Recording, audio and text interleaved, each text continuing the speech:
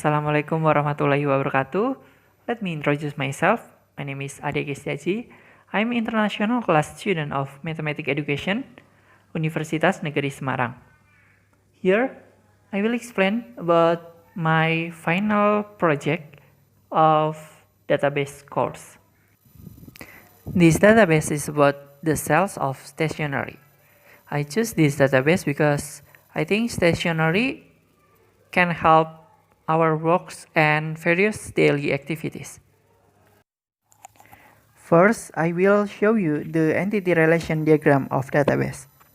Here, there are three entities such as customer, factor, and barang.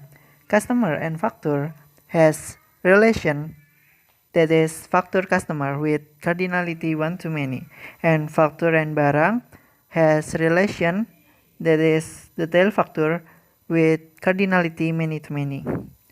Next, make the relation schema, and this is my relation schema from my ERD. We can see there are 4 tables. There are customer, barang, factor, and the tail factor. The next step is make the 4 table before on MySQL. Here I use command prompt. First, you must turn on or start a page and MySQL on XMPP. Then we create the database with the name is finalDeki, and then use the finalDeki. Next, we create the table by query create table. The first table is barang, with column are kode barang as primary key, nama barang, harga satuan, and unit. And the second is customer, with column are nama customer as primary key, nomor telepon, and alamat. And the next is tabel factor, with the column are nomor factor as primary key, nama customer, jumlah total, and here there is foreign key, nama customer, which reference from the table before, column, nama customer. The last is the tail factor table, with columns are nomor faktur, kode barang, kuantitas, and jumlah, with foreign key are nomor faktur and kode barang. And then this is the table that has been inputted the data. We can use the query insert into name of table, values, the field of table. There are 4 tables here, such as tabel barang, tabel customer, tabel faktur, and tabel detail faktur. Next, create the folder. In here, I create the DQ stationery folder on xmpp/htdocs folder. And here, there are many files. I will explain a main function of each file. The first is connect_c.php. The function is to connect the database that has been created with information system that has been made. And the next is file_index.php. This file is to show the first display of information system in the local host. And the next is the index_a.php, that is to show about my store, and file index_l.php to show the information about the product that I sell. And for index_p, index_c, index_d, index_f.php, this is to show the each table. And the next is file_tambah_b, file_tambah_c until file_tambah_f.php. This is the file to add the new data into each table. And the next is file tambah underscore b until file tambah underscore f.html. This file is to display the form to input the new data into each table. And the next is file edit underscore b, file edit underscore c, file edit underscore d, and file edit underscore f.php. The function of this file is to edit or update the data of each table that has been edited before. And then the next is file delete underscore b, file delete underscore c, file delete underscore d, and file delete underscore f.php. This file is to delete one of row data in the table barang, customer, detail factor, or factor that we choose. Then the next is file background.png. This is to display the background of the information system. And the last is file style.css. This is to control the display of our information system. Next, I will explain you about the queries in the key stationery folder. The first is connexi.php. I use database project underscore deki, and it will be connected on localhost. And then next is file index.php. In here, the title is toko alat tulis deki stationery, and there are some button in above. This is the button, and the title of the display is deki stationery, and below the title there are about us and list of product button. And here the file style.css. This file is to control the display of index.php. And this is the queries to control the display. And next is index underscore p.php. The main queries is select from barang ordered by kode barang ascending. This is to show the tabel barang, and this is a tabel code to show the tabel. And then next is tambah underscore b.html.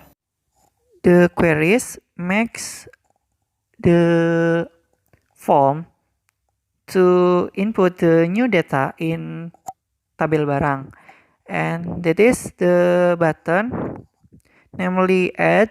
And when we click add, we continue to the tambah underscore.php, and in here the main queries is insert into tabel barang, which is to show the new data on the table.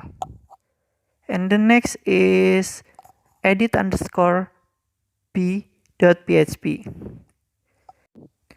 This is the queries on this file, and this file is to update the data that has been inputted.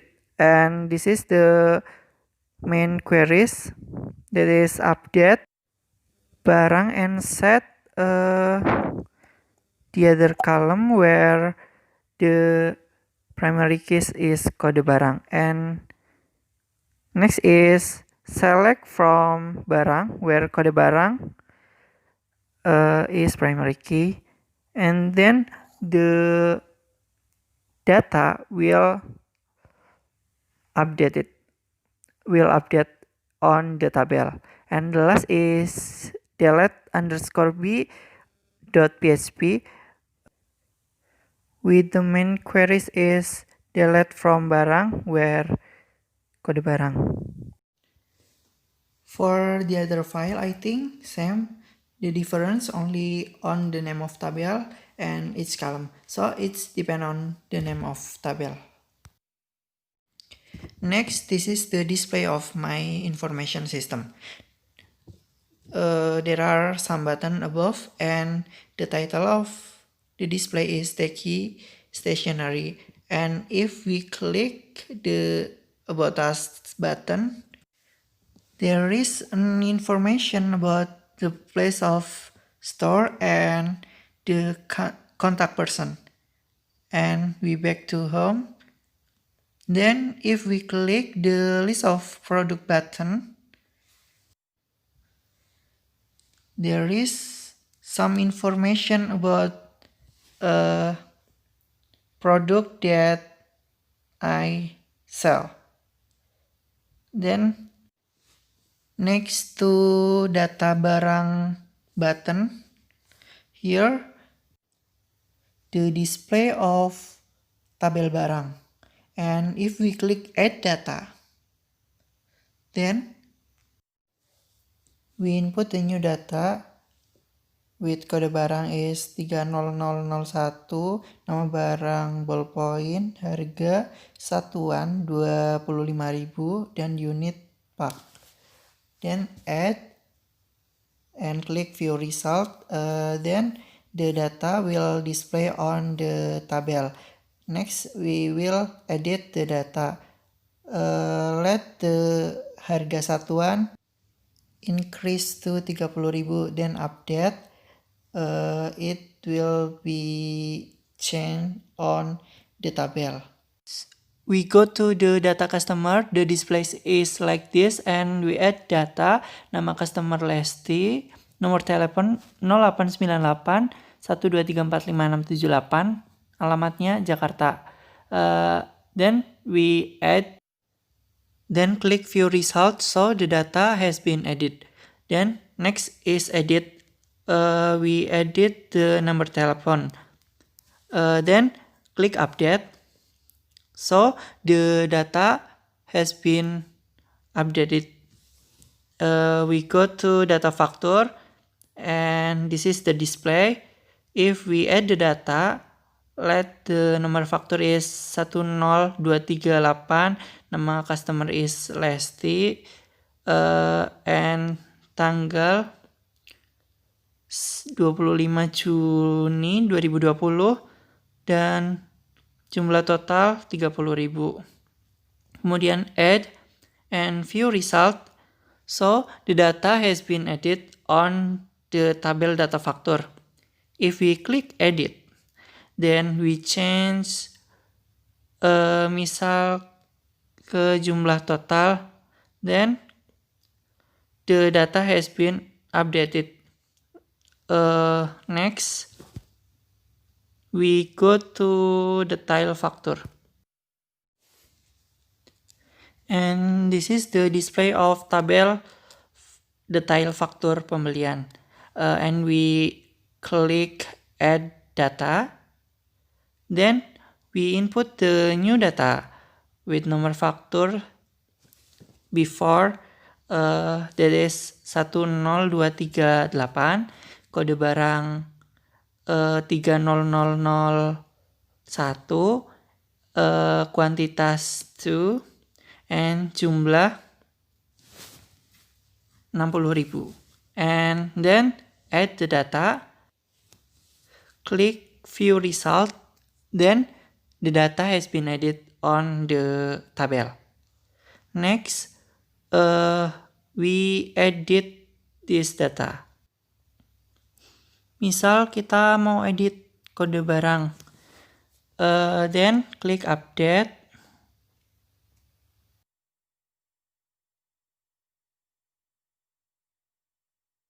But the data has not been changed because the foreign key which reference tabel barang before that has code barang 30001. So the data is not changed. Next, if we want to delete, click delete. Then the data has been deleted. And for the data factor, also same. Data customer, we delete Lesti, and in the data barang, we delete the last row. Then I will show you what will happen if we don't input the data completely. Here this example.